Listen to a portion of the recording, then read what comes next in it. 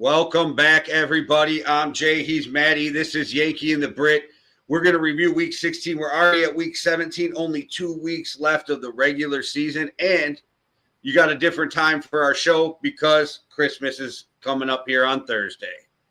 We have Christmas football on Thursday, which is going to be a lot of fun to have some football on Christmas Day. Unfortunately, my Dallas Cowboys, it means absolutely nothing to, especially after this week. But it's good to see you guys. I hope you are having a happy holidays and Merry Christmas all together. This show, we're going to be talking about NFL Week 16. We're going to be going through the reactions to the Dallas Cowboys missing out on the playoffs, the Bears clinching their playoff spot and taking control of the NFC North, the Patriots taking control of the AFC, the Denver Broncos and the Jacksonville Jaguars, but the Jags going into Denver and getting the win. We're going to be talking all about that. And Pittsburgh Steelers getting the win against the Detroit Lions as well. We're then going to cover our Week 16 MVP and rookie MVP before going to our resident GM, Jay, where he'll ask a question that I would ask any GM in the NFL as well, before hitting our Week 16 overreactions and putting Week 16 in the book, and then moving on to the Christmas Day football, which is the Cowboys and the Commanders, the Vikings and the Lions, the Chiefs and the Broncos, and then hitting up Saturday Night Football as well with the Chargers and the Texans, the Green Bay Packers up against the Baltimore Ravens, finishing off with our Week 17 best bet. So stay tuned for all of that, guys. We have so much to talk about in this show. And Jay, unfortunately, we're going to have to start in Dallas, where the Dallas Cowboys have been eliminated from the playoffs in a rough season that looked like it was going to be rough from the start, got a little bit better in the middle, and then the past couple of weeks have been pretty dire as well. Jay, what happened to the Dallas Cowboys defensive revival? They were great against the Ravens, the Eagles, the Chiefs, and then since then they've given up 30 points a game. Well, you kind of said it. They were great against the Eagles, the Raiders, the Chiefs. Then they played the Chargers. It's kind of, I feel like that's almost self-explanatory, right? Like the Chargers just a different level. Like there's levels to the NFL, right? And I think the Chargers are in that level below contender, but you definitely don't want to have to deal with them. Yeah, with the Dallas Cowboys, because they took the scalps of the two Super Bowl champs. So they took the Eagles out and they took the Chiefs out. They got those scalps. They played great on defense there. Look at where the Chiefs and the Eagles are offensively in the offensive rankings this year. So it was a defensive revival. They have got better. They'll be better going into next season. But they're still not a good defense because the linebacker room is too slow and the cornerback room is diabolical. Jay, Trevon Diggs came back. We were all quite excited to have him back. And guess what? He completely whiffed on a route straight away to get a touchdown to Lad McConkey. That secondary just isn't right.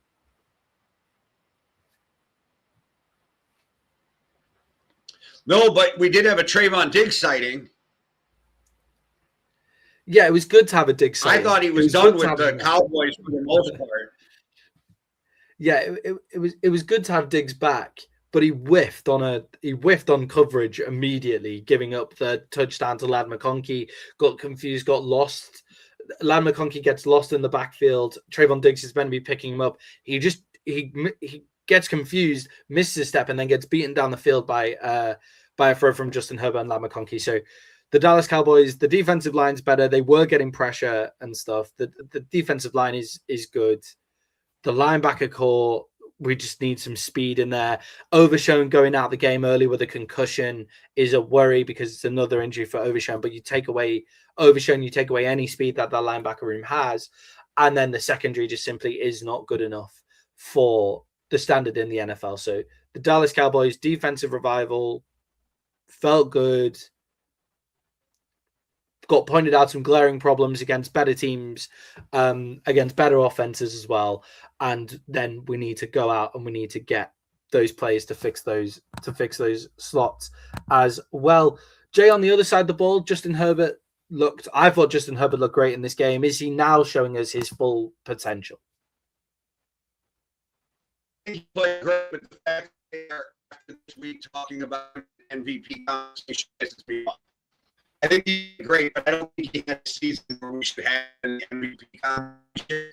And so I can't believe that I'm hearing this on my TV repeatedly the last day and a half about how he should be in the MVP conversation when I know it's a little off track, but I think the MVP conversation spoke to Drake Maye. I think it's no longer Matthew Stafford, and this whole thing swung to Drake Maye. Yeah, and we're going to talk about that when we hit the Patriots with Drake Maye and his MVP chances, because he has been great. On Justin Herbert, I agree with you. I don't think he's been amazing across the entire season. There's been games where he's been completely lost and he's completely whiffed. He's playing very well and very tough football now behind a bad offensive line. He's really injured. He has that injury in his hand. He's got plates in his hand and stuff like that. So he's playing tough, hard-nosed football, and he's a talented quarterback. Like, he's got top 5 quarterback potential. It's just we need to see it across the whole season. And with that being said as well, he does get passes that other guys don't get. But I think we are seeing his full potential right now. He's looked great in a couple of games now, and it's really important for him that Keenan Allen is there. Those third down conversions that Keenan Allen gets is so important for them being able to keep the ball rolling down the field, and the run game that they have with Omarion Hampton back in. Omarion Hampton makes a big step up for them in bell cow back as well. So Justin Herbert's looking great. I agree with you. He shouldn't be in the MVP conversation, but he is looking much better going into the rest of the season. And Jay, finally, are the Chargers officially playoff contenders? Like Super Bowl contenders when they get to the playoffs? I think they're going to the playoffs. Yeah, I think they're going to the playoffs. Anybody can get hot. We've seen this with the Giants, win 2 Super Bowls with a bad team that just got hot at the right time. But I don't think they're truly contenders for the Super Bowl. I will say, though, that if you are going to run with a team like this is the year, because there is no clear-cut AFC team right now. Yeah, I agree. And with Jim Harbaugh's done a great job. Like, he literally comes in, has changed the culture, 12 win seasons back to back in his first 2 years. Like, that's incredible considering the amount of injuries to key positions that they've had this year, especially those injuries on the offensive line. It is a pretty impressive coaching job. I think they're a couple of steps back, but they're not as far off as I thought they were a couple of weeks ago. You know, like they've taken big strides forward in these past couple of weeks. That defensive line, when they have Mac healthy, and they have those 3 defensive linemen there, when they've got those guys healthy and on the same thing, that defensive line is super dangerous. It's always great to have a guy like Derwin James in the safety position as well, coming down into linebacker a lot as well. So they've got key players and a good enough squad. I just think they're probably that step behind this year. Next year maybe is the year for them. However, I agree with you. If you're going to run with a team like this, now's the year to do it. There isn't a clear-cut AFC team, and they play such solid football that you know what output you're getting from the Chargers. And that seems key in this AFC. With the AFC, half the teams, we don't know what they're going to show us week to week. No, that is the problem with the AFC, though, is that it's so up and down. I think the Chargers are a team you don't want to see in the playoffs, but I also don't think that they can win 3 games to get them to the Super Bowl. Yeah, I think that's fair. With the moving on then to our next game, the Dallas Cowboys are now out of the playoffs. That's it. Dallas Cowboys season over, done. Hang it up. Moving on. They've got some big steps to take and a lot of draft picks and a decent amount of draft capital going into next season, but we'll see where they end up. One team that is definitely on the up and up is the Chicago Bears. They have now clinched their playoff spot and have taken control of the NFC North. Jay, they went up against the Green Bay Packers, and with 2 minutes to go, the Packers were up by 2 scores. How did the Packers let this game slip? That's actually a good question. The question does come down to, and I know people argue both ways, so let us know in the comments what you think. But was it because Jordan Love got hurt? Because I think Willis played fine. I thought he played a good game. I actually thought he put the Bears back on there. I thought he put them on their heels because they weren't used to the athleticism that they were going to have to deal with. And he threw some dimes in that game, which I think opens the door. That game, I think, opens the door for him to start for somebody next year. I said it on Sunday that I don't think that he is a guy that will get you to the Super Bowl, but I do think that he is definitely a starter in the NFL. And if somebody is looking for a bridge quarterback or doesn't know who their next quarterback is, maybe you can get Willis out there to play. Because we've been doing this for years, was a big fan of him coming out of college. I like the Titans picking him. I think the Titans screwed that whole thing up, and it looks like him getting to Green Bay under Matt LaFleur was absolutely what he needed. Also, that game was awful for 3 quarters and 12 minutes. Yeah, it was a rough watch. I think Malik Willis was fine. Like that's what you get from Willis, and he's a backup quarterback. Like I thought he was fine in that game. The hit on Jordan Love, Jay, do you want to quickly talk about that because it was a total cheap shot, right? Was it a cheap shot? I feel like he was coming down. He ducks into it. Like there's the mitigation of there is the mitigation of the duck into it, but like the way that he's coming at him it was always going to be around here. Like the duck is what knocks Jordan Love out the game, but it was always going to be a pretty high hit on the quarterback, as well. Maybe cheap shot's the wrong word, but it was dangerous, right? I don't know. Like, I'm older, so I grew up with guys dying over the – I think, like, you're a slot receiver, you're about to get knocked out if you go across the middle. I don't think there was any malicious intent into it. I think he was trying to blow him up. I think he was trying to hit him in the chest. I think it was a bad hit. I don't think, like, he meant to hurt Jordan Love, but I do think – I don't think he meant to injure Jordan Love. But I do think the intent was to knock the wind out of Jordan Love. So yes, you were trying to hurt him. You weren't trying to injure him, if that makes sense.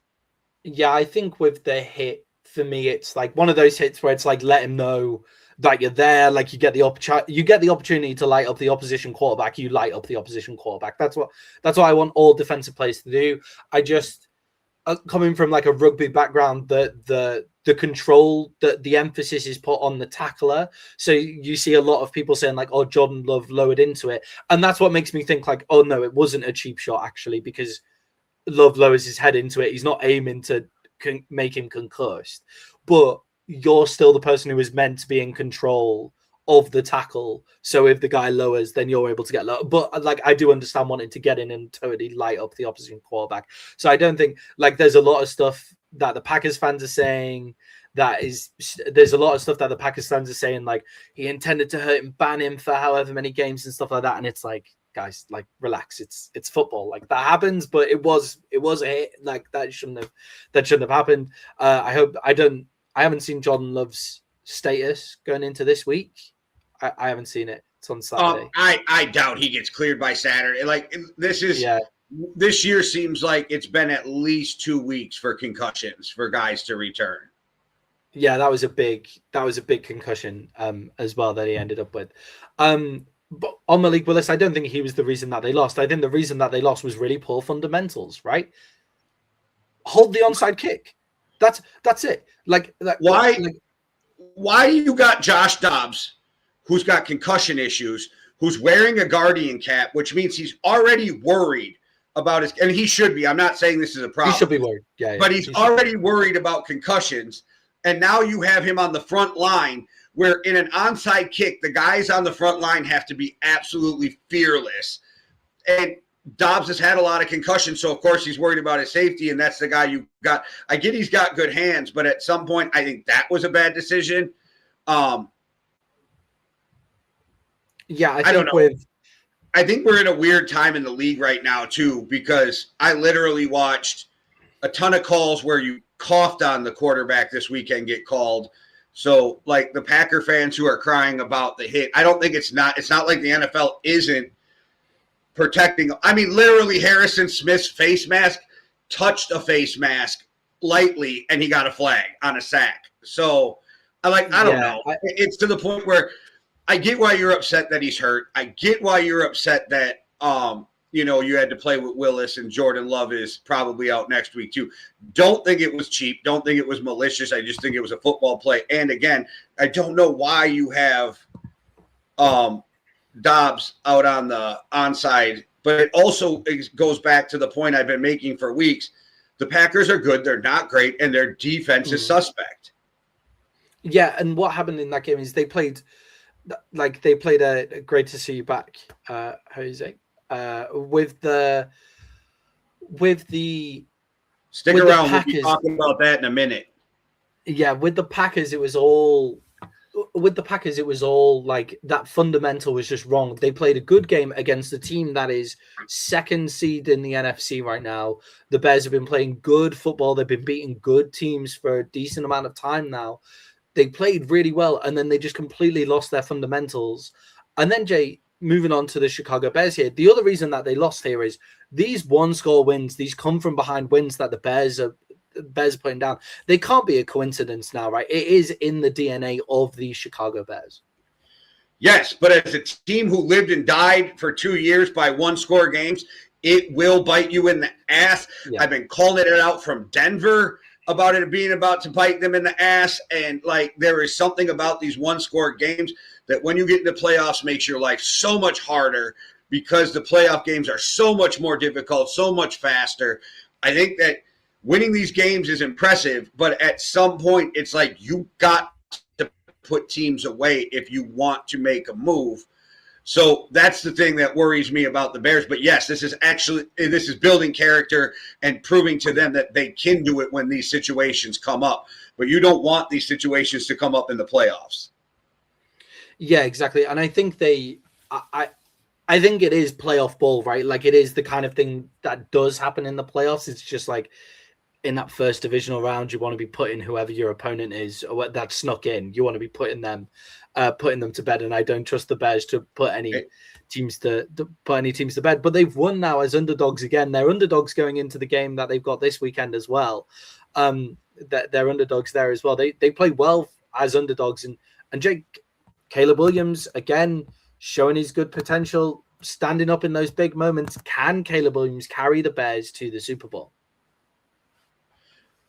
That throw to win the game proves that he's good enough, but I don't know if he can carry his team, but he's good enough to help them get there. But the thing is I don't think they can have a real shot unless they get the first seed, which I don't think is going to happen. Also, it kind of looks like they're going to have to play the Packers again in first round if things play out kind of the way I'm looking at them. So that makes it rough too. The last thing you want to do is play a team 3 times. But Caleb Williams and Ben Johnson's marriage is seeming to be a really good one. And, hey, teams, when a guy's known to be the belle of the ball and the best head coaching candidate out there, maybe you should just go get him. Just go get him. Like, he was the guy. And, like, what's happened since Ben Johnson's got there? Oh, Detroit are now probably going to miss the playoffs as well. And we'll be talking about the Lions and what's going on there with them missing the playoffs in a second as well. But with just to finish off on Caleb Williams there, that throw to finish the game, that was it for me. I was like, yeah, this is the one. He just went, right, I'm going to ice this. I'm going to make that big throw. It's a huge throw, and he has that ability. And that's the added thing to Ben Johnson's system that puts them over the top and puts them over the edge, in my opinion. I'm not sure whether they'll get to the Super Bowl. I think the NFC is much stronger than the AFC. But they've played in the most difficult division, and they're probably gonna win the most difficult division. So it'd be weird to say they won't be Super Bowl favorites from this point, although Vegas puts them down as an underdog in every single game they play. They're a dog against the 49ers going into this week as well. Jay, let's talk about those New England Patriots that are going off in the comments at the moment. You've already mentioned it, but does Drake Maye have a solid MVP claim? Should he be the MVP favorite going into this week?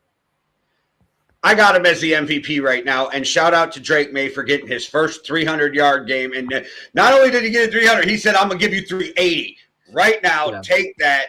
Shout out Stefon Diggs because he is found to be probably the veteran adult on the team, and who saw that coming? If you watch the game, he's on the sideline. He's coaching his teammates. He's the raw guy. I kind of impressed. Maybe Diggs' rough rides through the last 3 stops have made him grow up some.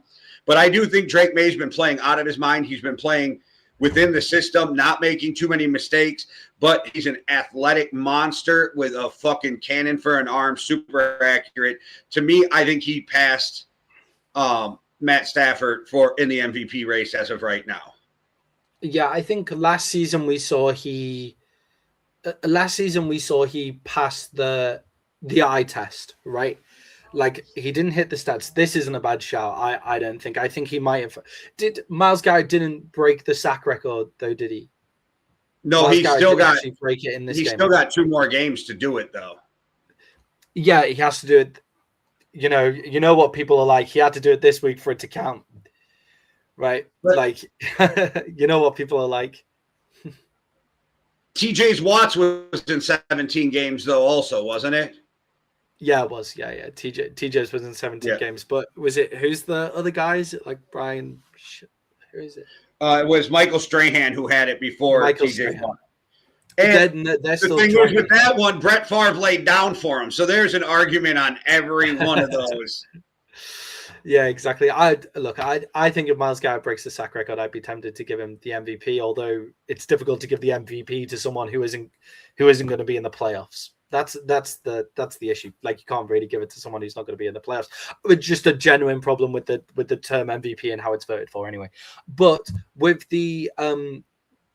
Drake Maye, I think he is a solid MVP candidate. I think Matthew Stafford, they just lost to the Seahawks. They've just given up the number 1 seed in the NFC to the Seahawks. In that game, Matthew Stafford did throw for 357 yards and 3 touchdowns in that loss as well. So it wasn't like it was his fault. But Drake Maye, he passed the eye test last year. The Patriots, we thought, they're in a bit of turbulence. Vrabel comes in, and he's exactly what Vrabel needs from the start. How many second years go out and win the MVP? We'll see. I like Drake Maye at the moment. I've maybe got Matthew Stafford ahead of him slightly as a whole season as the MVP. But I think if Drake Maye continues to perform, and if the Rams don't get those wins, then I think Drake Maye deserves the MVP spot.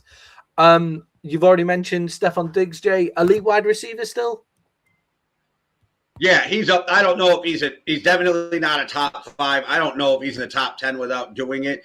But there's a lot of good wide receivers, but he's still up there. He's still making a name. I mean, he balled the fuck out. What did he have? Like 140 or something, 138 on the game or something like that. So yeah, it was something crazy, wasn't it? It was like it might have been a bit higher than that actually. It was he balled out for 138. Yeah, 9 receptions for 138 yards. Yeah, I think he's exactly what Drake Maye needs as well. Like, the experienced guy, good route runner. Maybe I agree with you. Maybe he has taken, and it is that Patriots effect. They do tend to take on guys who have been trouble in other places, and they seem to chill out while they're in New England. And I know a lot of that was to do with Belichick, but they still clearly have that in the building, and especially with Vrabel. So I think Stefon Diggs is having a great season. One of the more somehow he's gone from like top, like being called the best wide receiver in the league, and now all of a sudden he's chronically underrated because people are saying like Drake Maye's doing this with no wide receiver room, and it's like, well, I mean, he does have Stefon Diggs. Like, that's not no wide receiver room. But I mean, I get that point. Booty did get tackled while making a catch, which was blatant pass interference that nobody called. Then he actually caught the ball and then still got it swiped out, and it wasn't a catch. So I don't know. Booty played pretty well too, and yeah, exactly. Don't get me started on the fucking reffing. We're gonna try and have less. We're gonna try our best to not get too vexed about the reffing. Jay, on the Ravens side of the ball, are they officially eliminated? Close to, right? Close to. Jay, John Harbaugh out. I've seen him being linked with other jobs. Hold on. If you're talking, are you talking this year or over his career, Jose? Because over his career, he has proven to be elite. He was elite in Minnesota. He was elite for his first couple of years in Baltimore. He's just a fucking head case at times, I think, is the problem. But I don't think he's a top 10 wide receiver right now, but I still think it depends on your definition of elite, right?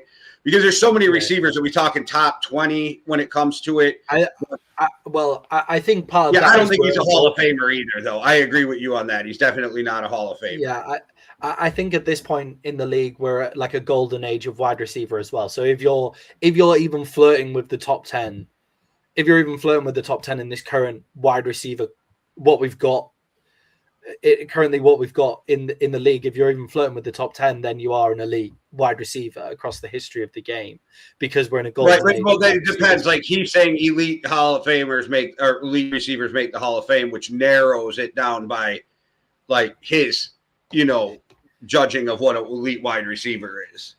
If the Patriots win the Super Bowl and Stefon Diggs balls out in the Super Bowl, do you not think he has a Hall of Fame claim? Like, he's been one of the best wide receivers in the league for a long period of time. I think there's so many great wide receivers in the league over the years that he would, and it's hard for wide receivers to get in. Like, if you look at the backlog, I think he'd have to be the Super Bowl MVP. Yeah, I mean, not entirely out of the realms of possibility, but could happen. But we'll see. Mike Evans is probably ahead of. Well, Mike Evans is first ballot Hall of Famer just from multiple double-digit seasons with. Exactly. 1,000 yards.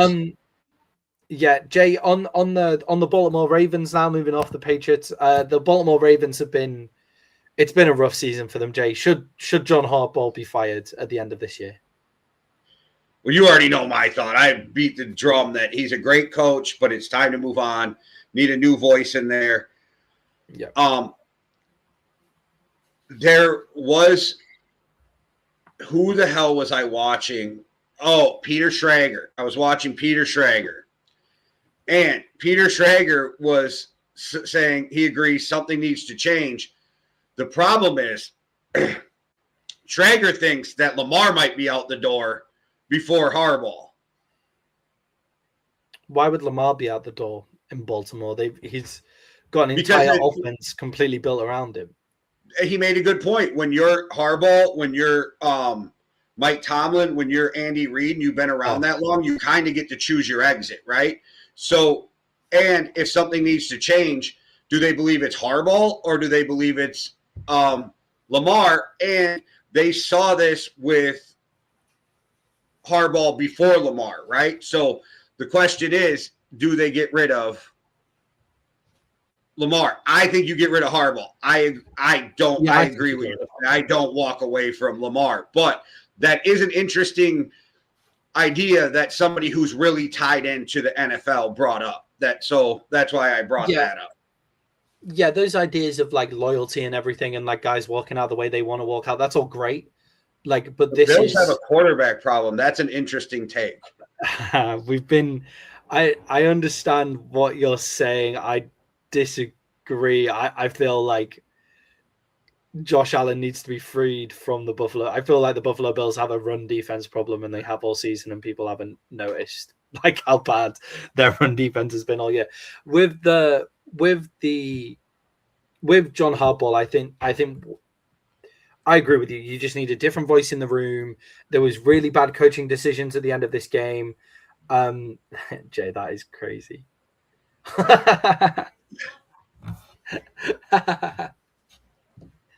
Tony Romo is my favorite quarterback. Tony Romo. Send Allen my way. I'll take Josh Allen over. I'll take Josh Allen over JJ McCarthy. Well, I'm trying to think how many quarterbacks I wouldn't take Josh Allen over, and right now I can only think of three. Mahomes. Probably Burrow, and Drake Maye. Drake Maye, yeah. Mahomes, Burrow, Drake Maye, right? That's it. Surely, got to be. That's for me. For me. I mean, everything's subjective, right? Yeah.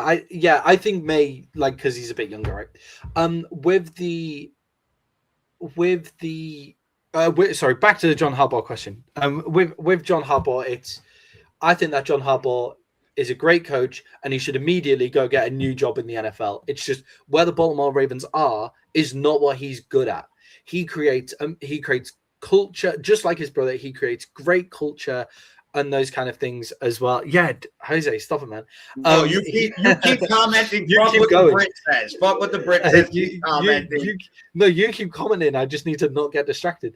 With John Harbaugh, it's the voice. It's the same voice, and there were coaching decisions at the end of that game that were totally wrong. It's like they realized that Derrick Henry existed throughout that game, and then for the last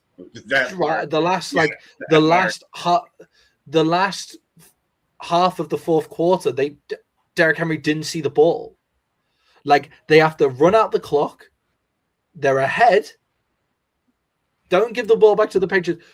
And they've got Derrick Henry, who's actually running all over the Patriots, and Derrick Henry turned into Derrick Henry. And they didn't give the ball to Derrick Henry once to finish out the game. And it's like, okay, cool. The coaching staff don't know what they're doing. That's it. Like, that's it for me. Like, I like all the loyalty. I like that the Steelers have loyalty and the Ravens have loyalty and, like, those kind of things. But there comes a point where it's better for everybody if he leaves. Like, John Harbaugh should go to the Giants, I think. I think if John Harbaugh goes to the Giants, that'd be a great fit. You know, the Giants have got great pieces already. They just need a culture in there in New York. That's what they need. I'm going to completely disagree with you. I think the Giants need an offensive genius, and I don't think Harbaugh's the guy, but I thought of Tennessee right away when I thought of Harbaugh. Yeah, Tennessee, that would work. Miami, like those kind of places as well. Like Arizona, like, you know, yeah, this is like, obviously you get benched, but yeah, and it's like, you know, he fumbles, but you give your guy the ball back, right? Like Derrick Henry fumbles, but you give your guy the ball back, right? Like, he's still your guy. He's still one of the best running backs in the NFL. Like, people make bad mistakes the whole time, and they had the opportunity to ice out the game, and Derrick Henry was playing well, and they just didn't give the ball back. So Harbaugh out for me. Jay, one of the best young coaches in the NFL is Liam Cohen. The Denver Broncos got beat in their own house by the Jacksonville Jaguars, and it wasn't close. Jay, should Liam Cohen be voted as coach of the year? I think he should be up there. I actually think Vrabel's the coach of the year, but that's just me. Yeah. But I picked this game. I picked those Jaguars to go in, beat Denver, and I think that's probably my second best pick of the week. What was first best? What did you have as your first best pick of the week? Tennessee over the fucking Chiefs? Come on now. Yeah. Tennessee absolutely dominating the Chiefs. That was a good one. Yeah, I think obviously Vrabel, like Liam Cohen for me, like Vrabel, yeah, definitely deserves coach of the year because the Patriots are the best team and he's a new coach and he comes in and does it. It's Liam Cohen for me, comes in without experience head coaching before, has the ups and downs of the season. The Pats have had like a pretty solid trajectory all the way up, right? And Vrabel came in and he did that. But the Liam Cohen has the ups and downs of the season, picking his team back up, and Trevor Lawrence is playing much better. This is the best football that Trevor Lawrence has played since he came into the NFL. So we have that with Liam Cohen, and Liam Cohen brings that in to a Jaguars organization that has struggled for a long period of time. So I think you can have Liam Cohen as the head coach, the coach of the year, and it wouldn't be too big of a problem. Ben Johnson, Mike Vrabel. I think all three of them are. I wouldn't be mad if any of the three got that, but exactly. I'm leaning with Vrabel. It's just interesting that Liam Cohen can be in the conversation, considering where the Jaguars have been like throughout their time. Jay, was this just a blip for the Broncos defense? Because this is the worst they looked all year, and the Jaguars went in and they beat them. Is this a worry for the Broncos because the team has shown them how to beat the Broncos defense? I think the Jags attacked it perfectly. It's kind of like this thing. So a lot of times we say, oh, the defense let them down, or, oh, there's a lot of missed tackles. And what I've noticed is a lot of times when somebody calls something a missed tackle, it's really the player breaking the tackle, stiff arming the guy in the head, right? So like we sometimes say they missed a tackle when it's actually a broken tackle, right? Now I think sometimes that's still poor tackling technique. How? So, if you're trying to grab a guy and you get forearmed in the fucking head, what are you going to do? because you've got to go low. Because you've got to go low. You've got to get low. When you're running right alongside of him technique. and he's running at a 4.2, how do you go low?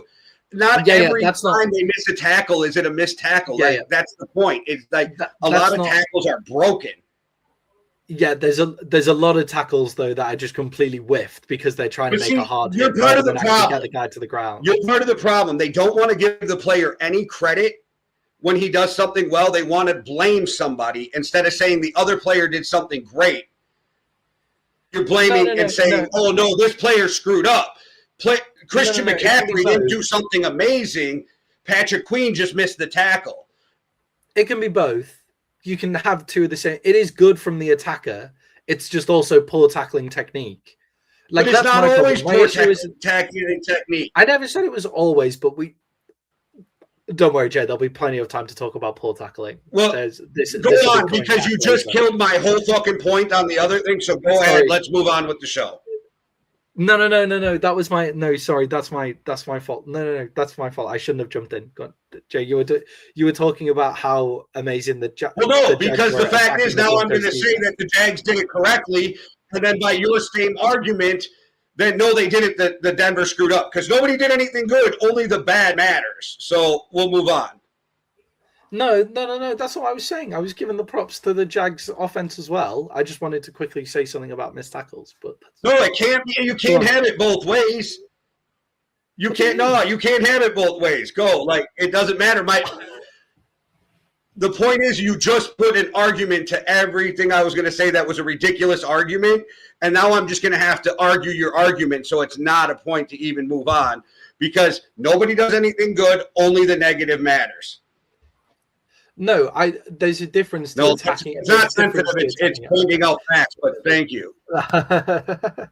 With the Broncos, then the way that they attack their defense, is that a worry going into the playoffs that other teams can make the same attack and play the Broncos defense in the same way? Is that something that'll worry the Broncos throughout?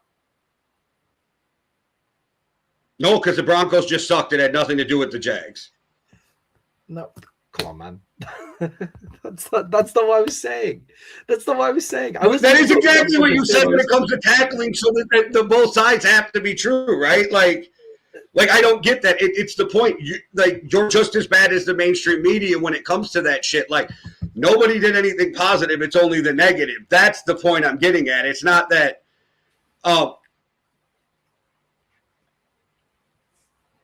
Deep breaths. Yeah. Okay. So the fact is, the Jags outplayed the Broncos. The Jags did everything they needed to do to attack the weaknesses in the Broncos defense, and they put them in a position to where they didn't know what to do. And they opened the door for everybody else to see how to attack them. And it's the way Trevor Lawrence went about attacking that defense. But again, it's only the negative. Yeah, they did a great job putting the Jaguars did a great job putting guys like Travis Etienne in nice bunches of space, like Liam Cohen's run game, where they are able to expose the gaps and where they can get Travis Hunter into weak arm tackles. Like I agree with you that's not a missed tackle. Like if you put them in the right space and you can't actually get to the hole, like you can't actually get to and make the tackle, they put them in the position of making weak arm tackles, which then Travis Etienne breaks because he is a strong runner. I was more talking there is a problem with open field tackling in the NFL, but he is a strong runner, kind of bowling ball guy, and they do a great job putting them into that position. And the other way is Trevor Lawrence. Once you give Trevor Lawrence time, his arm strength is so strong that the closing speed of the Denver Broncos cornerback, so guys like Patrick Surtain, is negated if you can give Trevor Lawrence a clean pocket to throw into, because he has good arm speed and puts the ball in the right place so that guys like Patrick Surtain can't get to it. So my question is, so when you have somebody like Derrick Henry or Saquon Barkley, who trucks somebody, that's on the defender. That had nothing to do with what they just did. Saquon Barkley jumps over the top of you. That's on the defender. No. Like, the way you're making it sound is there's no such thing as a broken tackle because you're like, it's the arm tackle. But what do you do when you're running against a guy who runs a 4.2, fucking squats 600 pounds, and you're trying to tackle him and he stiff arms you in the head or he jukes you or he runs through your arm when you have no other way to tackle him, but that's not on the running back. That's just a mistake by the defender. No, you can get into places where like you just get beat by a better, like Saquon Barkley jumping over the top of you because you tried to go low. There's not really much you can do about that. Apart from the fact that you, like, arguably you could stand up and try and go low and take more of a controlled approach rather than diving at his feet. The issue is that Saquon Barkley is so fucking athletic is you have to go up and you have to hit him hard, and that's why he can then jump over you. I get that. This is ridiculous. I get that. I understand what you're saying. What I'm saying is those places where it's you go into the tackle and you're just trying to hit hard and that you completely lose control of the tackle. You don't wrap around. It's the lack of wrap that people are trying to do on those front up tackles that I have a problem with. But what the Jags did very well is they got their bowling ball guy, who is difficult to break down, into positions where it is difficult to then wrap. I get that. There's other games throughout this week, like the Dallas Cowboys game, for example, where they couldn't make a tackle to save their lives. It wasn't Omarion Hampton was jumping over guys and stiff arming guys. It was they were trying to nail someone and missed. Like that's my problem. Whereas with the Jaguars, they did get 2 arm tackles, and then Travis Etienne runs through those arm tackles because he's a strong-bodied guy. In the same way that Cam Scatterby does it, in the same way that Saquon Barkley does it, Derrick Henry does it slightly differently. As we say, Derrick Henry, scat back potential and stuff.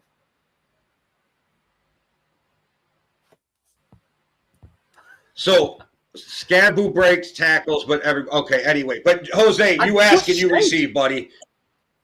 No, I'm saying it's only good for Scaboo, but not everybody else. But you ask and you receive, Jose. We are here to fucking serve. You asked that question, or you asked me to do it. I did it.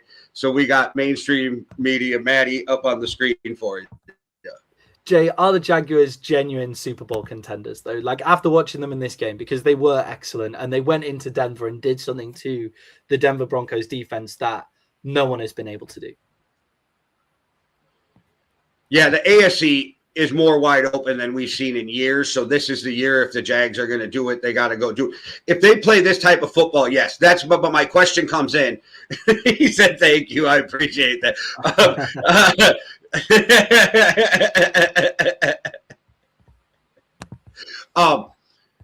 I just don't know which Jags team's going to show up, right? Because you know my weird toxic relationship with the Jaguars and Trevor Lawrence. Yeah. So if they play like this, yes, absolutely. Can they consistently play like this week in and week out is where I have the questions.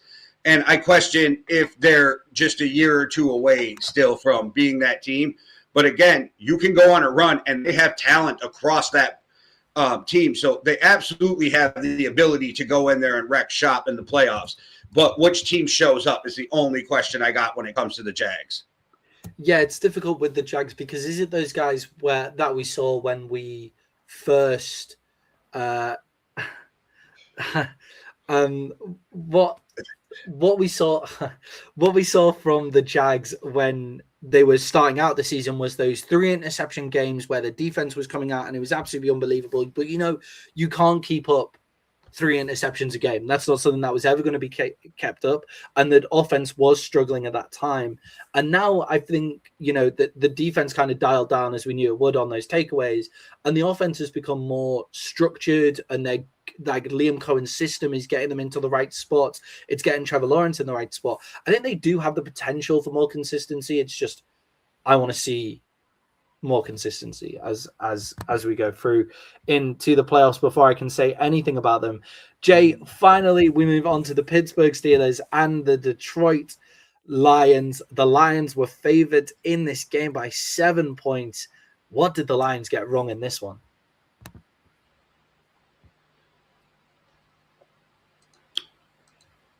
The Lions, I mean, I was going to save this for my overreaction, but The NFL wanted the Lions to lose this game, and that's exactly what happened. Right, go on. Go for it. Did you watch the end of the game? Yeah, I Those did. two offensive pass interference. So now an analyst went through that game. 14 times a play like that happened without a flag, but they call it twice in the last fucking handful of plays. Yeah, I it's a shame. It's a shame that we're having to talk again about just. It's a shame that we're having to talk again about a game that is ruined by bad refereeing calls. Right? They got the wrong, like they got the wrong call. They got the wrong plays in, and they were just flagging plays that had no need to be flagged. And it was a good football game. It was an exciting football game, and I thought the Steelers played okay. They played pretty decent football, like throughout. The Lions struggled with those. It was pretty even. They just struggled with those big plays to Jalen Warren. Two big plays. They're missing those safeties because the safeties obviously particularly injured. A particularly injured position for the Detroit Lions, so they're missing. They're on their safeties. Fifth and sixth safety at times out exactly, there, which like leads to those big runs to Jalen Warren, and it's the same with the Bills. For example, they have the problem at stopping the run at the safety position, which is why, like, they're not necessarily bad play after play after play after play, but they are bad when it gets to those big plays being given up, and that's what broke the back for them. But Jay, the refs, like, I would love to do some more succinct analysis about the game, but we're fucked if the refs, like, we're fucked if the refs continue to do this. You missed it. We already said Drake Maye should be the MVP, and we praised your Patriots. Had a discussion about Stefon Diggs also, so you have to go back and check that out on replay. But I would say, Maddie, the refs shot themselves in the face when it wasn't even needed, because on that final play, all they had to say was forward progress was stopped, end of game. That's it. Yeah. But no, exactly. You're going to say all this other shit and then say that there was offensive pass interference, which is the weakest offensive pass interference I've seen. So, like, the NFL, even when they had an out with the officiating, figured out how to fuck that up. Yeah, exactly. That's their problem, right? It's the process. It's the process. The way that they get themselves into trouble is just stupidity throughout the whole thing as well. Jay, we have some comments about Dan Campbell's play calling. What did you make of Dan Campbell and the offensive coordinating in this game? Because it's not like. There were a couple of drops from Jahmyr Gibbs that didn't go with him as well. Well, Kit Kat, you're asking the wrong guy because I'm a Vikings fan, so I will ride with JJ to the end.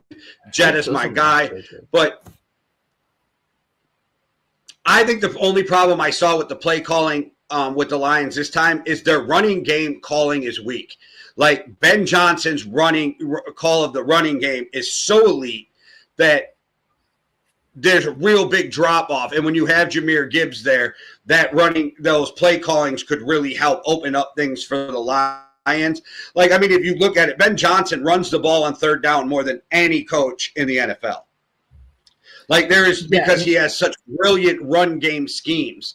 And I think that's where we're seeing the downfall with the Lions offense the most, is in the creativeness of the run game.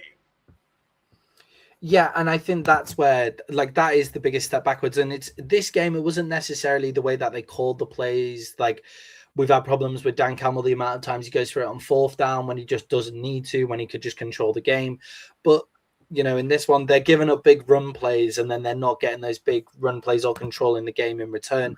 And it doesn't help that when they do get a creative call that gets Jahmyr Gibbs the ball, he then drops. He was dropping it. And Jay, on to Dan Campbell. The Lions, they need a lot of help now to make the playoffs. Should he be on the hot seat if he doesn't make the playoffs this year? No, because if you were going to walk away, you should have kept Ben Johnson. Like, exactly. There is no heir apparent floating out there right now to take over. So why would you risk that? And I said this before people kill me. It is an impossible decision to walk away from Dan Campbell, right?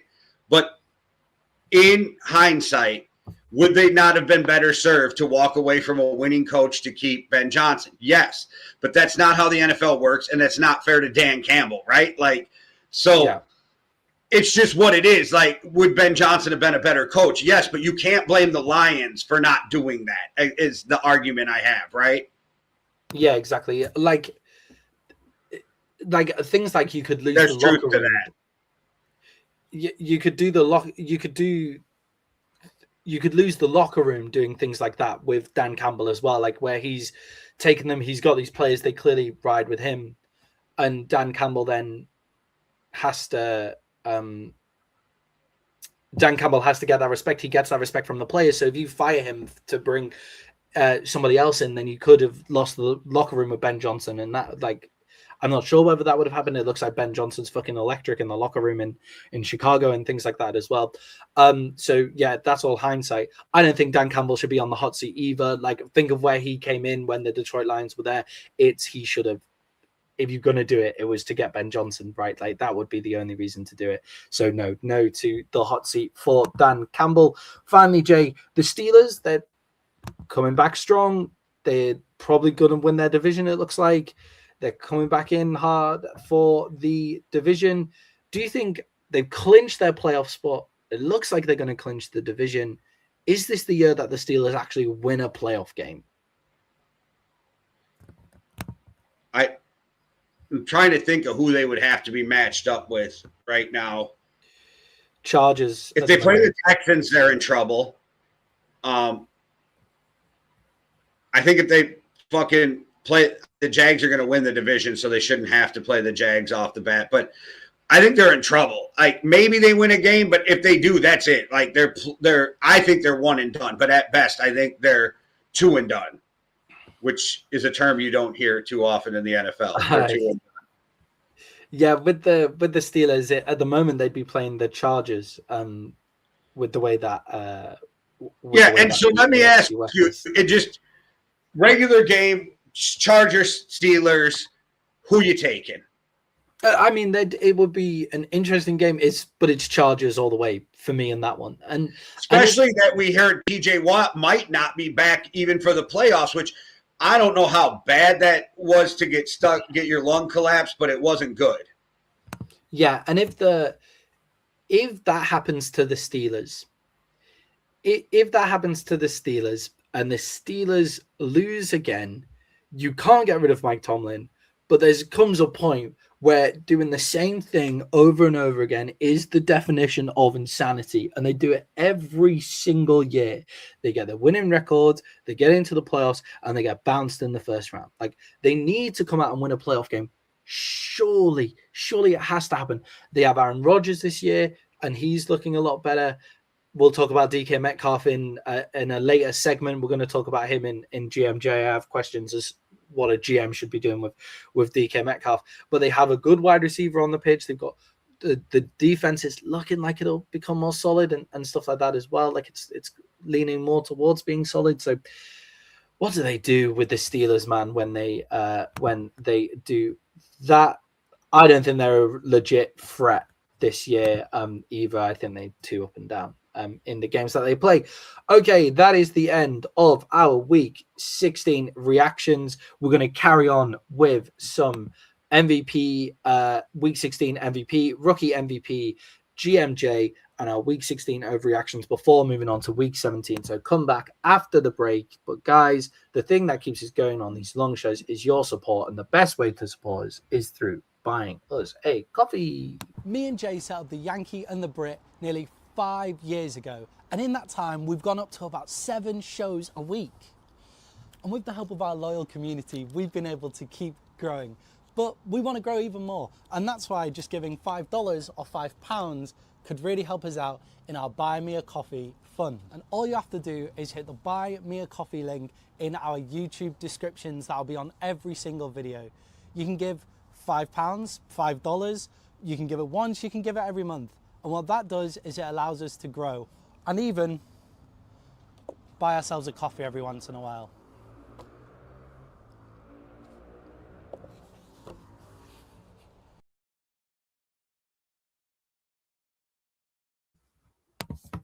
Yeah, so guys, do feel free to support us. You can do that by going to the QR code that is above Jay's head on the screen, or you can go to the description and click on the video, click on the link to go and support us. We really appreciate all your support. And if you guys don't want to buy us a coffee, that's totally fine. All you have to do to really support us is subscribe and like the video. And you know what, if you want to share it with a friend and say there's these two funny guys that talk about American football, then that's fine. You can do that as well. We appreciate any and all support. Thank you so much to the guys who are commenting in the chat. It's great to have you along. Thank you, Jose. And Josh, you let him know, tell him I've been calling out Justin Herbert for 2, maybe 3 years now for his choking ability. It's been pretty impressive, Jay, pointing out that Justin Herbert doesn't get the same hate that a lot of other quarterbacks who make the same mistakes do. Jay, moving on to our NFL Week 16 MVP and Rookie MVP awards. Jay, who have you got as your Rookie MVP? Oh, fuck. Hold on. 16. Hold on, I got to pull up my notes. I'm fucking behind here. I'm behind the 8 ball. That's okay. My Rookie MVP. See, I was torn. There's 2 guys. I don't know if he deserves a Rookie MVP, but I'm giving it to him anyway. I'm giving it to Cam Ward, 21-28 for 228 yards, 2 touchdowns, and the upset over the Chiefs. It's not about beating the Chiefs with a third-string quarterback. It's just that Cam Ward keeps getting better in front of our eyes, and I'm impressed with what Cam Ward has been doing on a fucking awful team. Jay, I don't want to step on yours, but I do have a shout out after you get yours, but I don't know who you have, so go ahead. That's already, Jay. I'm already stepping on yours because I am also awarding mine to Cam Ward as well. My Rookie MVP goes to Cam Ward. I agree with you, Jay, getting better in front of our eyes. That was the first time that we really saw, like, yes, this is the number one guy. He's in a rough team in Tennessee, and he's just getting better and better and better. Yeah, Jay, look at the comment above that as well. The Cowboys are catching fucking strays. I love it. I'm just absolutely eating it in the comment section as well. Whoa. How about those Cowboys, man? He's getting it. Yeah, thank you guys. Good to have you. And Jose, these are just our weekly MVPs. So we'll give our yearly MVPs at the end of the show. I did have to give a shout out. I almost went with Ashton Genty, 128 yards and 24 carries, 60 yards receiving with receiving touchdown, 51-yard breakout for a touchdown. Ashton Genty showed why he is a great player on a bad team. Mama's wrong again. There you go. With the Ashton Genty, do you know what? He probably does actually deserve the rookie MVP for this week, doing that against the Texans with the Raiders O-line. But this was the game where we saw Cam Ward, and it's like he's deserved it over a couple of weeks. He's got better and better and better, so it felt right to be giving it to Cam Ward. Jay, your MVP of week 17, who you got? I don't even know if it's a question, but in a loss, 12 catches, 225 yards, 2 touchdowns, it's got to be Puka Nacua. Yeah, Puka Nacua went absolutely off. This week was great in that game. And when Puka Nacua is there, he's just the best kind of possession receiver in the league. When he's doing such a great job in terms of the he's doing such a great job in the possession receiver, and he just does it again and again and again every single time. Jay, my MVP of the week did come in a win. I've gone for Trevor Lawrence. I thought going into Denver, playing a great game of football, really solid. I thought Trevor Lawrence came away, and I was very impressed from what I saw in running that Liam Cohen offense. And he doesn't have the stats to back it up like other guys do, but damn, he was great. He sure had a rough week, that's for sure. Maddie and I talked about that on Thursday. Do we think that it's going to cause him to fall off? I thought it might cause him to focus and have a big game. We talked about that. But Puka's having a rough week, that's for sure. I don't know enough about the anti-Semitic stuff that happened to really make an educated comment on that. And I tried to find what he did, and good luck finding it on the internet because it's anti-Semitic, so there is no video. So I am kind of stuck at just taking everybody else's word on what happened. I found the video of what he did. I struggled to find. I struggled to find the stuff that they said that what he was doing. Understand. Yeah, I struggled to find the hand gesture. I that's what I struggled to find. Like I found Puka Nacua doing the hand gesture. I struggled to find any other relevant stuff about that hand gesture anywhere else, which is obviously because it's anti-Semitic, so it's not going to be anywhere. But yeah, so I don't know either. But yeah, Puka Nacua and Trevor Lawrence, our MVPs for Week 17. Jay, let's move on to GMJ, where I get to ask our resident GM of our podcast platform here, Jay. I get to ask him a question that I would want to ask all NFL GMs. Jay, how would you discipline DK Metcalf for his for what he did against that Detroit Lions fan in the stands? How would you discipline him? What do you think the right approach was from the NFL? What would you do with this? From the NFL or from as a GM? As a GM first, and then do you think the NFL punishment of the 2-game suspension is right? Okay, as the GM of a team, I'm doing nothing. I'm letting the NFL handle that. Just like the people who are like, Tomlin should have sat him down. Did he do some bullshit? Absolutely. If you're a head coach of an NFL team trying to make the playoffs, do we expect you to bench a guy? Absolutely not. It's never going to happen, right or wrong. Yeah. That I'm not justifying or whatever. I'm just saying it's never going to happen. So from that team, I'm not doing shit. But as the NFL, I said in the group chat, it's going to be 2 games. I wouldn't be shocked if it was 3. I kind of think it should have been 3 so he misses a playoff game. But I get the NFL is trying to protect their cash cow in the playoffs. And a lot of decisions are always going to be made about money if people like them or not. What do you think about this, Maddie? Send him to Dallas. Oh, yeah. CeeDee Lamb, George Pickens, and DK Metcalf. That would be horrific. We'll just take all of the Steelers' best wide receivers that they don't know how to use properly. With DK Metcalf, I agree with you. If I'm the NFL, if I'm the owner of an NFL team, why the hell would I do anything about it? Like if the NFL aren't going to do anything about it, I sure as hell am not. Like why would I do it? Yeah, that's fair. If I was having to become a Dallas Cowboy is basically akin to corporal punishment. With the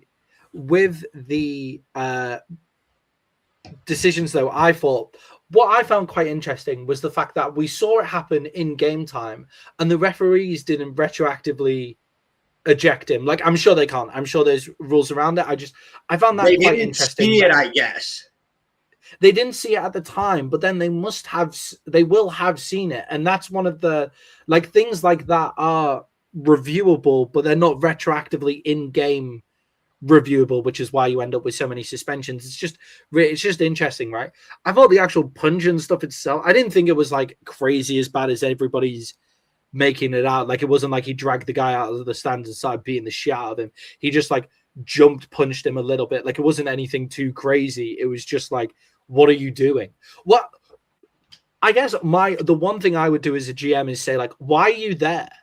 What are you gaining by being that? Why are you there? What was going on?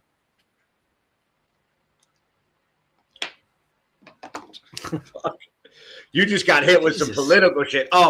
Anyway, no, but the thing is too is like, was it the most egregious thing we've seen? No, but you absolutely cannot be touching fans. And here's the thing. We don't know what was said. So this guy saying that he called him by his full name, DK got pissed. DK saying he called him out his name and used racial slurs towards him. Look, I am not saying that using racial slurs are okay in any way.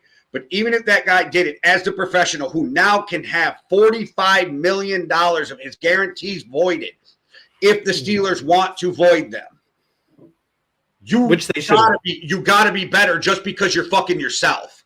Like you're hurting yourself and your family now if the Steelers want to take these guarantees away.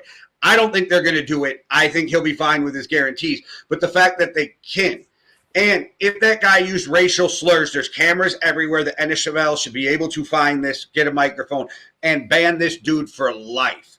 Like, yeah, exactly. You know what I mean? You ban him for life.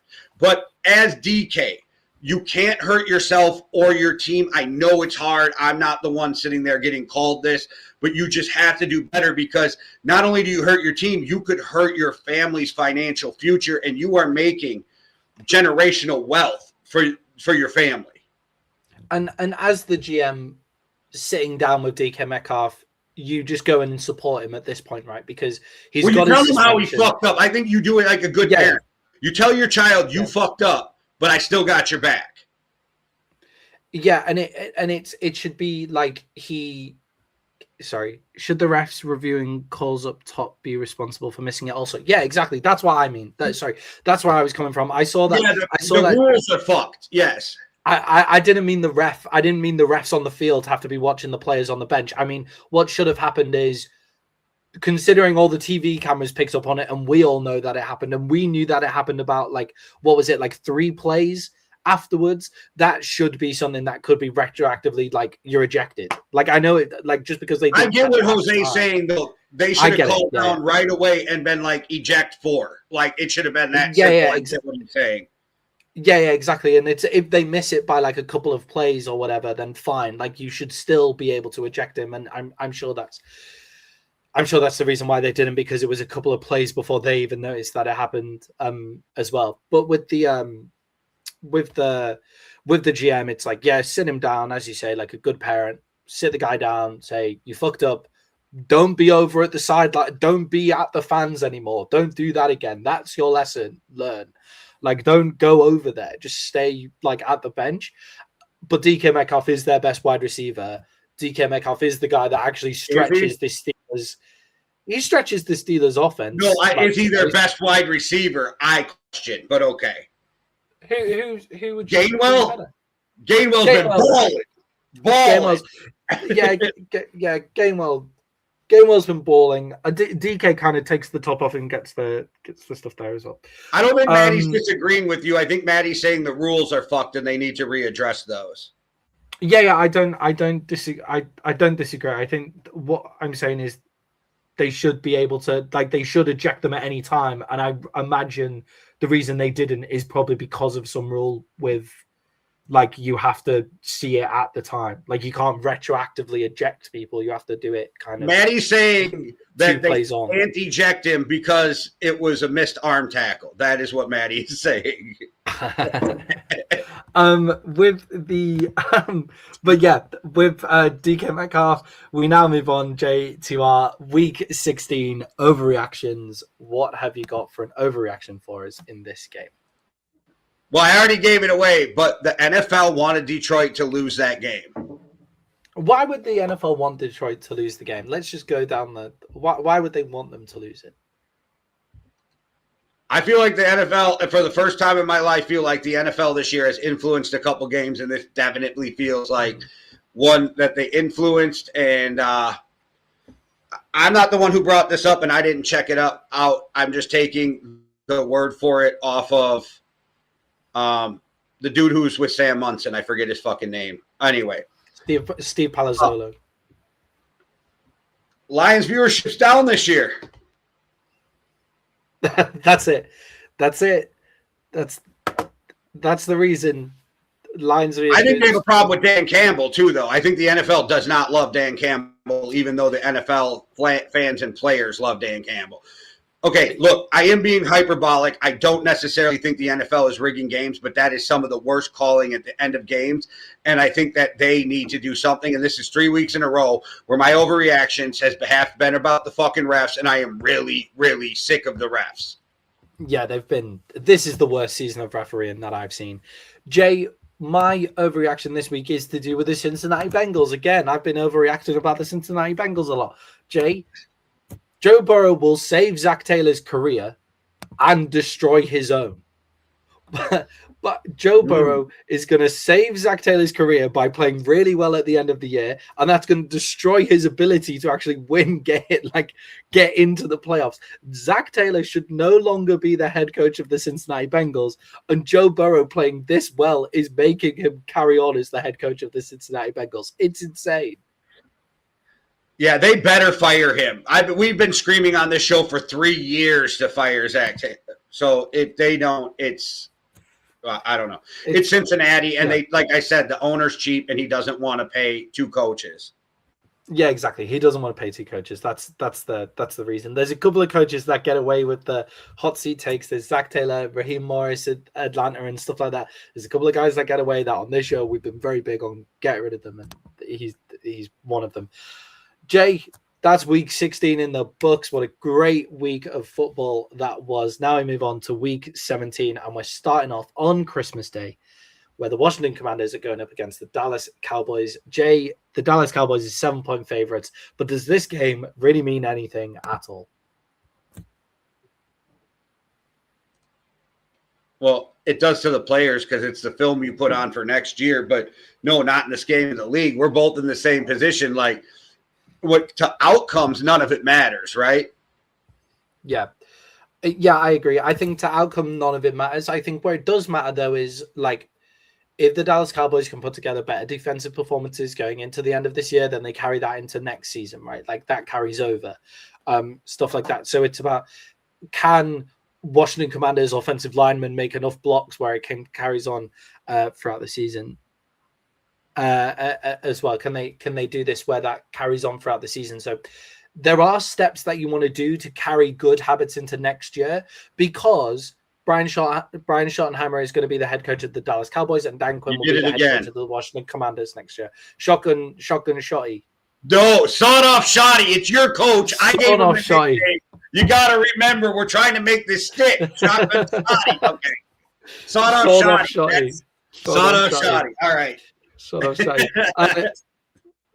But Jay, it is about working on things for next game. What should the Dallas Cowboys be working on in this game to carry on into next season?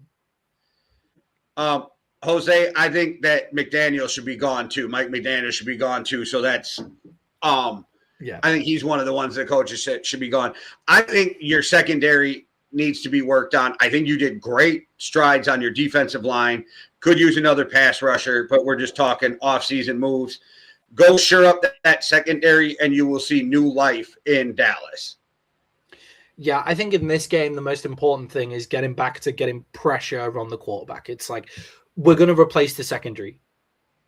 Whatever the secondary do towards the end of this season doesn't really fucking matter, because we're going to have new players in there next season. That's what's going to happen. So, right? Trayvon Diggs, Cowboy next year or no? I'll get, if you get anything for him, whatever, you won't. Like, they won't get anything for him, but if it makes sense to get rid of him on the cap, then get rid of him on the cap. If there's no problem having him in the building, but if it makes sense to get rid of him, then get rid of him. We need new players in the secondary. It needs to happen. And Trayvon Diggs whiffs over and over again. The Deron Bland can stay, and then Donovan Wilson and Malik Hooker, they can stay, and then the rest is let's get good. Sharon Revel, he's been looking better towards the end of the season, putting in some good hits and putting together some good coverage. But what the secondary doesn't actually matter. What the most important thing is this defensive line continues to get pressure on the quarterback, because they're going to be the players that are there next year. And Jay, the same question for the Washington Commanders. What do they need to look at in these final games of the season to show that they can improve going into next year? I mean, the Commanders are in the spot too where, like, they just need to fix their defense, and you can't do that on the fly. Jaden Daniels injuries, your wide receiver core is getting really old. It's just a lot of stuff that needs to be redone in Washington. I think last year they overachieved, but I think this year we're thinking they're underachieving, but I think we're seeing a lot of age and injuries catch up to the Commanders right now this year. Yeah, I think the final games of this year is all about working out. We've said this year, I think we both think that Mike McDaniels is a good offensive coordinator, and he's just not a head coach. Like, that's just where it's at. And again, I think I say this all the time, so I sound like I'm beating a dead horse, but go back, offensive coordinate for a couple of years again, and then go back into the coaching cycle and get another head coaching job. And it works out for a lot of guys their second time around. Bill Belichick, Pete Carroll, like, we can keep going on and on and on with guys who were way better at their second stop because you learn so much in your first stop. Yeah. So I think Mike McDaniels just needs a year or two with another team to reset, get back into the coaching cycle, and then go for a head coaching job. He's the type of guy that you almost want to give a job to where they have the talent. They just don't have the offensive mind to go with it. That's the kind of guy, the team he's with. I don't think you want McDaniels to go in and try to change the culture. You want him to go in and make your offense more efficient. McDaniel to Detroit. That's the move. That's the move. His run Mike game, McDaniel. that's where he is. That's where he is spectacular, is in his run game coordinating. And we saw what he did with Christian McCaffrey for years. So, yeah, go get you some Mike McDaniel in Detroit. I like that's you even won Jose over, and Jose was bombing on you earlier. He's equal opportunity, which I definitely appreciate. But yes, that's the one. Agree with mainstream Matty. Great.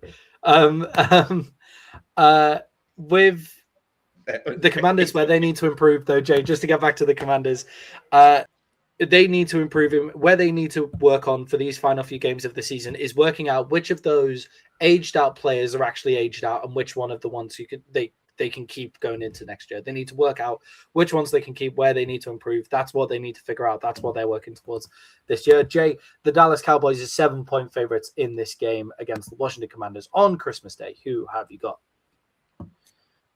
Give me the Cowboys with -7. I think they cover. Mariota plays well, but I just think that that's too much firepower on the Cowboys side on that bad Commanders defense. So I think they put up enough points and cover the point spread. Do not ever apologize for commenting in the comments. We appreciate and love you all.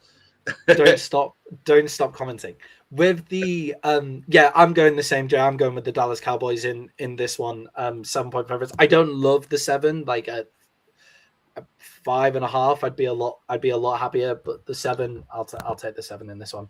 Jay, your Minnesota Vikings go up against the Detroit Lions. The Detroit Lions are 6-point favorites in this one.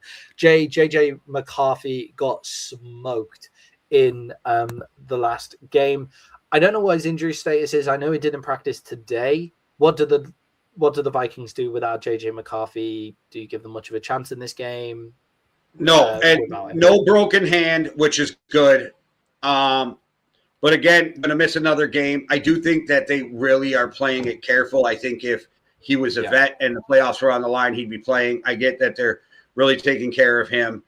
I don't think he plays. I think Flores' defense kind of keeps him in it for a while. But at some point, the Lions pull away. And this is one of my best bets of the week. And you got a better point spread than I got. So I'm taking yours, and I'm taking the Lions -6. I had -7. But if you're going to give me -6, I'm definitely going with it. And that's actually one of my best bets for the week.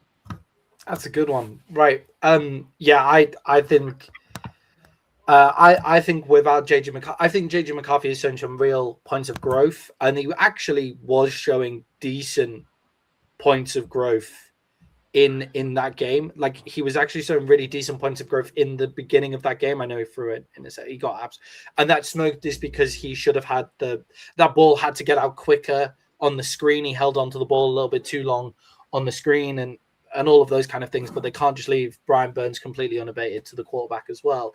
So, swings and roundabouts. I agree with you that they're probably holding him back a little bit here because of how they just want to be careful with him. And if everything was on the line, they would leave it on the line. Jay, with you taking the Detroit Lions at 6 points, how do you think they attack this Vikings defense? Because the Vikings defense was good again against the Giants. It's the same way that if you're the Detroit Lions, you attack everybody to open up everything else. You get the ball in Jahmyr Gibbs' hands any way you can, and then it opens up Amon-Ra St. Brown. It opens up Jameson Williams. It opens up everything on that team, and maybe at some point the Lions could remember they have tight ends, but that's a weird thing that's happened this year is they somehow forgot that they have tight ends. But I think that you just attack with Jahmyr Gibbs and it opens up everything else because he's so electric. Yeah, I think one of the Lions players that stands out to me as well is Tesla. I want to see Tesla get more involved, because in the red zone he makes big plays over and over again, and I would like to see them just throw the ball at him more and more often. But yeah, I agree with you. Jahmyr Gibbs is a great way to stave off that Vikings blitz pressure that they bring over and over again. They bring that blitz pressure. Having a quick guy like Jahmyr Gibbs to break that pressure is awesome. We're a big fan of tight ends on this show. Jay, I'm also taking the Lions at 6 points in this one. Jay, the craziest spread. Imagine if you said this was the spread at the start of the year. Imagine this. The Denver Broncos are 13.5-point favorites going into Kansas City. Jay, is this just hang it up and move on to next year for the Chiefs? Like, what can they really gain at any point through the year with all the injuries that they've got? What are they going to learn from their team? You know me, I'm like, Cabo. I'm hanging up and worry about 2027 with Patrick Mahomes' injury. But yes, you have to build for the future and fix things so they have 2026 to fix the problems that are going on. Yeah, that's a good question. I don't even remember who played in that game after Minshew went down. But that's 2 knee injuries for the Chiefs. It was Chris Oludekun. Chris Oludekun was the quarterback. I believe he was a rookie.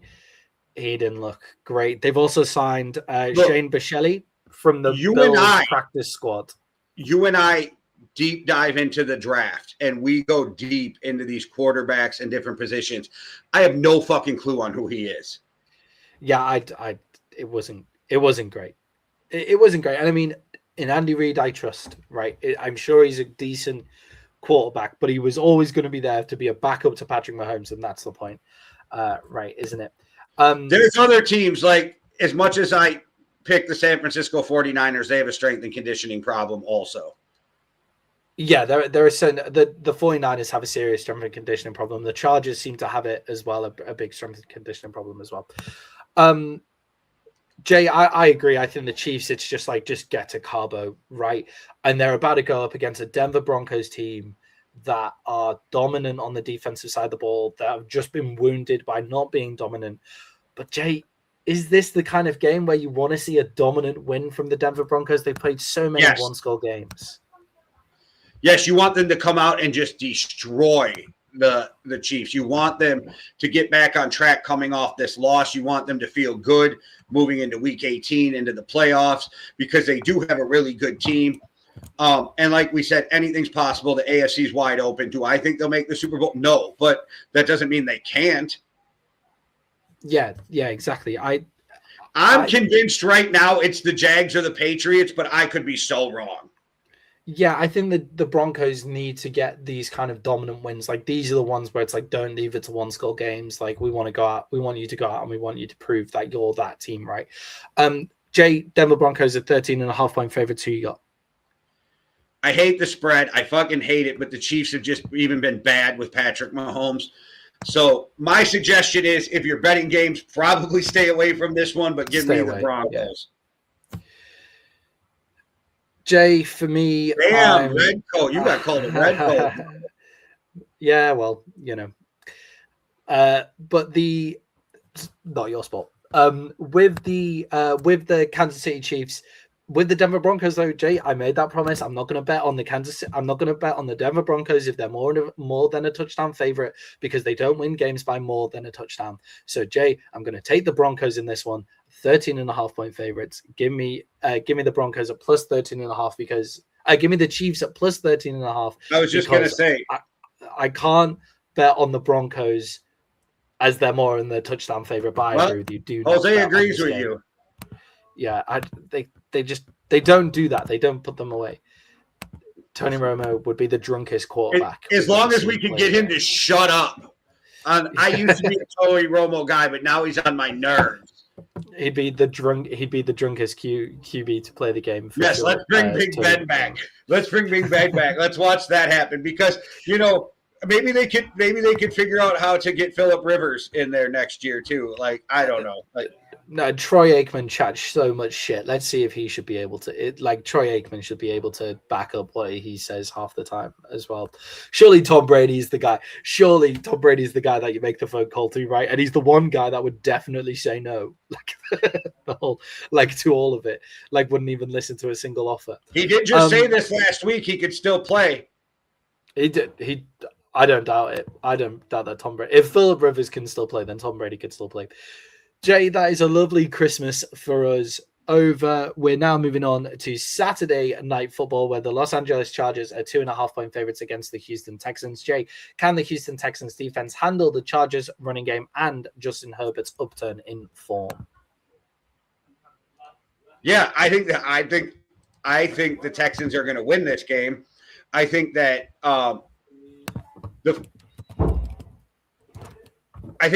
the struggles with the Chargers are exactly the strengths of the Texans and will help them be able to move the ball and score. I think C.J. Stroud will be able to find the openings in that defense. And I think the Texans are going to win this game. I do think that the Texans have a defense that's going to make it so difficult for the Chargers to run the ball, make them one-dimensional. And once you make them one-dimensional, bad things start happening because they're literally built to run the ball and play defense. But that's exactly what the Texans have been doing all year. And they've been just getting better and better as the year goes on. And we look at the Texans as this team, are they as good as they used to be? But I think we're not realizing how much better they became throughout the year. Yeah, I think with the Texans, it's because of all the stuff with the offensive line at the start of the year. Everybody just negates anything that they do offensively. The offensive line has shown massive improvements all the way through the year. The offensive line for the Texans has been much better at the end of the year than it was at the start. But Jay, they went up against the Raiders and only beat the Raiders by 2 points. And Ashton Jeanty ran the ball on them all game. Is that a blip in the Texans defense? Why are the Texans offense struggling to move the ball even with an improvement in the offensive line? I think it's the blip as in every team who ends up playing the Raiders close is because they underestimate the Raiders. They don't prepare, and they think they're just going to walk in there, and they forget all these guys get paid also. But the Raiders are awful, and everybody seems to play down to them. Yeah, and the Raiders have some – the thing is the Raiders as a team are terrible, but they have these great players like Max Crosby, who can destroy a game by himself. Ashton Jeanty, he's a bust because of where he's selected, where he's gone, but he's not a bust because of him as the player. Brock Bowers is excellent. They have these players, so the Raiders can pop off. It's just the rest of their organization is struggling. Jay, for me though, I think the Chargers are on a roll. I think that what I saw from the Chargers against the Dallas Cowboys, I was like, this is a great football team that are coached really, really well. I'm going to take the Chargers in this one. The Texans' offensive struggles still lay in my mind a little bit, and I think the Chargers will be able to get some movement of the ball. So give me the Chargers at 2.5. I just want you to know you're in a toxic relationship, and I only see it because I'm in a toxic relationship with the Jags, and you're exhibiting over the last couple of years the same toxicity that I've been exhibiting with the Jaguars. We've had a real issue with the Jaguars and the Chargers. It's been a real problem.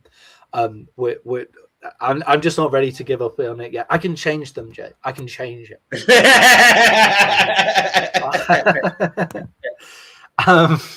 It's in there. I see the potential. Okay. I can see it.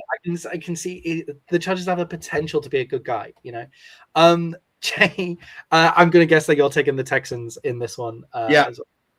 Yeah, so Texans for you. And Jay, our final game to react to is the Green Bay Packers, 2.5-point favorites going up against the Baltimore Ravens.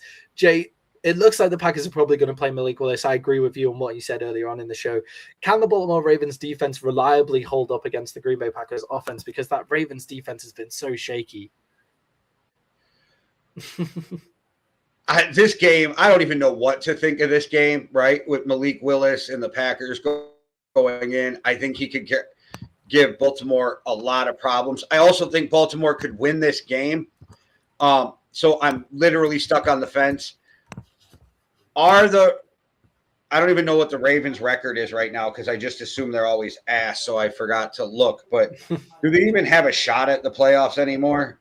They are eliminated from playoff contention. Oh Okay. no, they're on the bubble. Sorry, they just have an win by winning the astronomically hard division. chance, right? Well, they couldn't. They're 2 games back from the Steelers. They're 7-8. They're 2 games back from the Steelers, and they can only get in by winning the division. Okay, you still have Lamar's never going to sit, and I hope that Jose's right that the Packers get destroyed because you know me and because fuck the Packers. I'm just thinking on who I think is going to win this game. I go back and forth all day when I was thinking about this because, like I said, Malik Willis and the Packers. We saw the Packers play some bad games this year. Like I said, they're good. They're not great. Their defense is suspect, but I got no faith in this Baltimore team. So with that said, I just talked myself into it. Even though I fucking can't stand them, give me the Packers minus the 2.5 in this game. Yeah, for me, Jay, with Malik Willis, I actually do think he has some good quarterback in there. It's not like you're the Kansas City Chiefs and what's happening there, and you're having to just scrub up and all of that kind of stuff. Like Malik Willis has the abilities. He's shown it at an NFL level, and the Ravens defensively a struggle. Lamar Jackson has a back contortion as well, so it's not like. So I put the question like, do you sit Lamar Jackson? And I agree, Lamar doesn't sit, but it's like, how good is he going to be with a back contortion? Like how good is he going to be considering a lot of his game is based on his athletic ability? Like how good is he going to be by that point? And then they don't run Derrick Henry properly, and Derrick Henry's been a step off the pace, and their defense is tough. Let's not forget Willis got hurt in that game too, though. He's got a fucked up shoulder. Yeah, that's fair. But give me the Packers still in that one at minus 2.5. Don't bet that game, guys. I picked the Packers, but I am definitely cheering for the Ravens, and I hope I am wrong on this one. Yeah. Jay, to finish off week 17, before heading into week 17, sorry, we're going to do our week 17 best bets. This is where we pick 3 of the best bets that we think you should all be laying down tonight. So, Jay, who have ChatGPT got? ChatGPT went 3-0 again last week, so they're currently 6-3 since we've started doing this. ChatGPT. All right, Jay. They have. I'm 26-22. You're 23. You're 25-23, just for reference. All right, so the ChatGPT has Jags minus 6.5 versus the Colts. Okay. Steelers minus 4.5 versus the Browns. Yeah. And well, I don't know why it didn't give me the spread, but it's got the Cowboys over the Commanders with the taking the spread. 7. Yeah. Okay, cool. That's fine. That is ChatGPT's picks. I don't dislike any of those. I think, which is probably a bad thing for ChatGPT, to be fair, because the past couple of weeks I've disliked everything they've taken, and they're 6-0 in the past 2 weeks.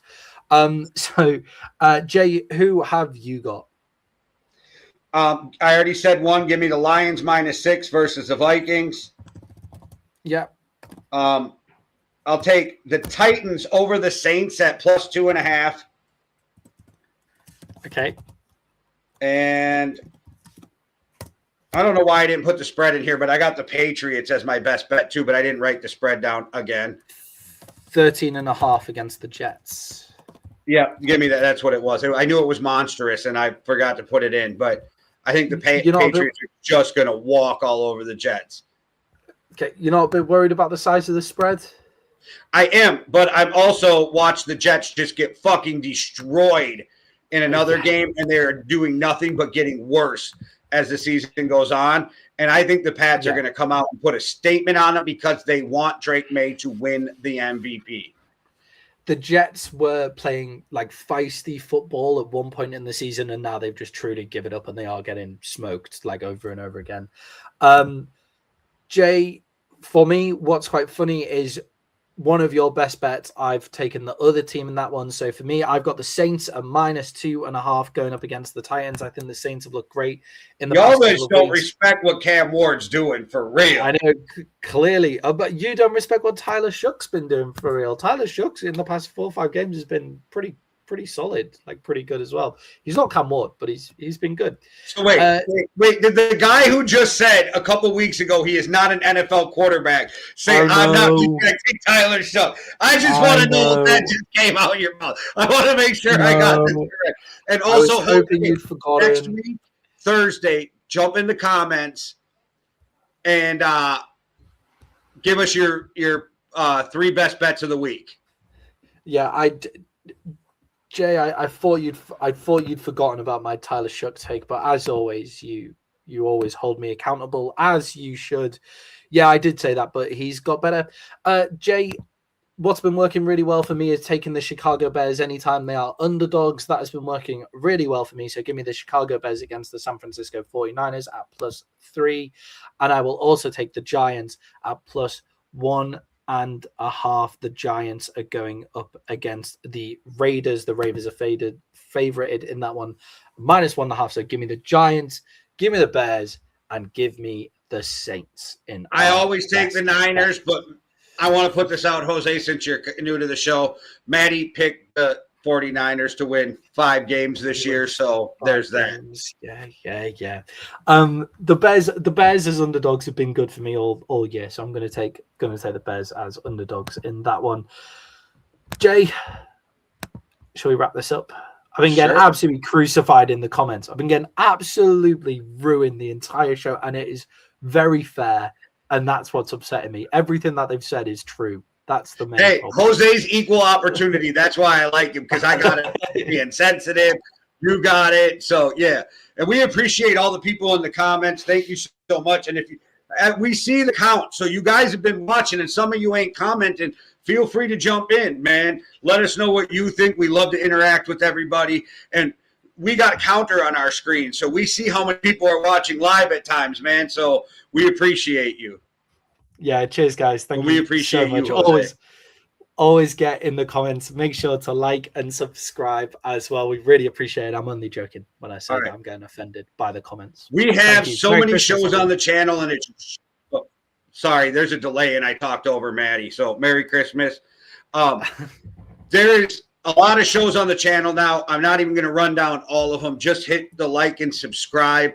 Hit the notification button so you don't miss any of them. And thank you all for your support. We appreciate it. One world, one love. Deuces. Cheerio.